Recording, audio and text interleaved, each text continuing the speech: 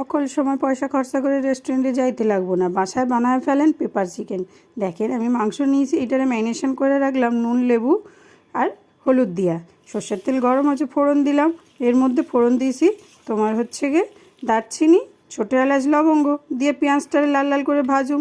কিছু গোটা গরম মশলা নিয়ে নিয়েছি আর এর মধ্যে দিয়েছি মৌরি আর ধনে দিয়ে এটারে ভালো করে ভাজি গুঁড়া করে নেব। দেখেন এদিকে পেঁয়াজের দিয়া দিলাম তোমার আদা রসুন বাটা দিয়া মাংসটারে দিয়া ভালো করে কষাইছি। এইটারে কিন্তু আমি জল নেব না, এটা জল ছাড়াই কষামো। হলুদ দিয়ে দিলাম, হলুদ দিয়ে এর মধ্যে কাঁচা লঙ্কা দিয়েছি আর কারি পাতা দিয়েছি, দিয়ে এটা ঢুইকা ভালো করে রান্না করুন। দেখেন কতটা জল উঠছে, একটু নুনও দিয়ে দিলাম, এই জলেই সেদ্ধ হয়ে যাবে আজকে চিকেন।